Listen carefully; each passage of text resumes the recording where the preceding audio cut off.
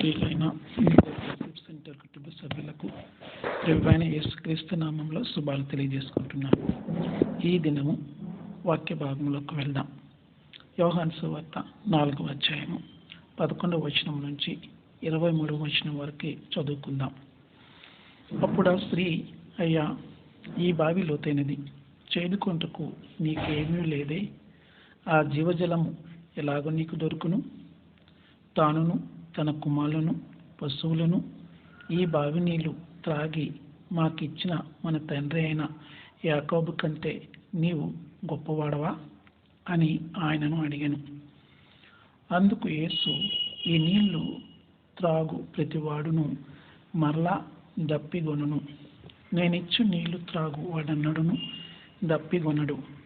నేను వానికి ఇచ్చు నీళ్లు నిత్య జీవమునకై వానిలో ఊరిడి నీటి బుగ్గగా ఉండునని ఆమెతో చెప్పాను.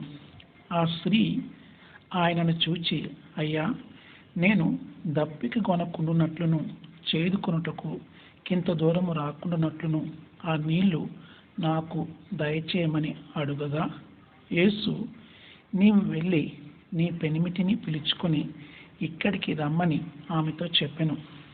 ఆ స్త్రీ, నాకు పెనిమిటి లేడనగా, యేసు ఆమెతో, నాకు పెనిమిటి లేడని నీవు చెప్పిన మాట సరియే. నీకు 5 పెనిమిట్లుండిరి. ఇప్పుడు ఉన్నవాడు నీ పెనిమిటి కాడు, సత్యమే చెప్పితివనెను. అప్పుడా స్త్రీ, అయ్యా, నీవు ప్రవక్తవని గ్రహించుచున్నాను. మా పితరులు ఈ పర్వతమందు ఆరాధించిరి గాని ఆరాధించవలసిన స్థలము యెరూషలేములో ఉన్నదని మీరు చెప్పుదురని ఆయనతో అనగా, యేసు ఆమెతో ఇట్లనెను, అమ్మా, ఒక కాలము వచ్చుచున్నది, ఆ కాలమందు ఈ పర్వతము మీదనైనను యెరూషలేములోనైనను మీరు తండ్రిని ఆరాధింపరు. నా మాట నమ్ముము. మీరు మీకు తెలియని దానిని ఆరాధించువారు, మేము మాకు తెలిసిన దానిని ఆరాధించువారము. రక్షణ యూదులలో నుండియే కలుగుచున్నది. అయితే యథార్థముగా ఆరాధించువారు ఆత్మతోనూ సత్యముతోనూ తండ్రిని ఆరాధించు కాలము వచ్చుచున్నది, అది ఇప్పుడును వచ్చేయున్నది.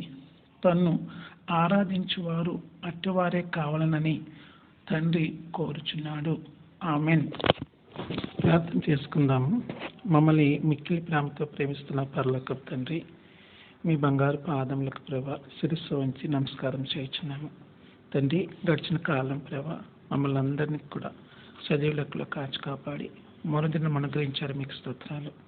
ఈ దినం ప్రభా తండ్రి, నీ వాక్య ధ్యానంలోకి వెళుతూ ఉండగా తండ్రి, నేను ఏదైతే ప్రభా చదువుతున్నామో ప్రభా అక్కడ ఉన్నటువంటి ప్రభా గూఢార్థాన్ని మాకు నాన్న బోధించమని, మాకు తెలియపరచమని, వాక్యాన్ని సైతం మన జీవితం మాకు అందరికి అనుగ్రహించమని, వాక్య వెలుగులో నడిపించమని తండ్రి, ఇది చేరవలసిన ప్రతి ఒక్కరికి నాయన మా ద్వారా ప్రభా తండ్రి వారికి చేరులాగా ప్రభా మమ్మల్ని కృప చూపించి మీ సేవలో ప్రభా నాయన మమ్మల్ని పాలుభాగస్తులు చేసుకోమని తండ్రి, ఇక్కడున్న ప్రతి బిడ్డని ప్రభా ప్రతి ఒక్కరిని మీ చేతులకు అప్పచెప్తున్నాను. వారి హృదయ వాంఛలు తీర్చండి. వారి కుటుంబాల నెమ్మదిని, శాంతిని, సమాధానంగా దయచేయండి. ప్రతి ఒక్కరితో ప్రభా నాయన మీరు మాట్లాడే దేవుడు తండ్రి, నాయన ప్రతి ఒక్కరు రక్షణకు నడిపించే దేవుడు తండ్రి. నా దేవ, మా అక్కర్లేతో ప్రభా మాకు ఏది ఇప్పుడు అవసరమో సమయానుకూలంగా మీరు అనుగ్రహిస్తున్నారు. మీకు స్తోత్రాలు చెల్లించుకుంటున్నాము తండ్రి.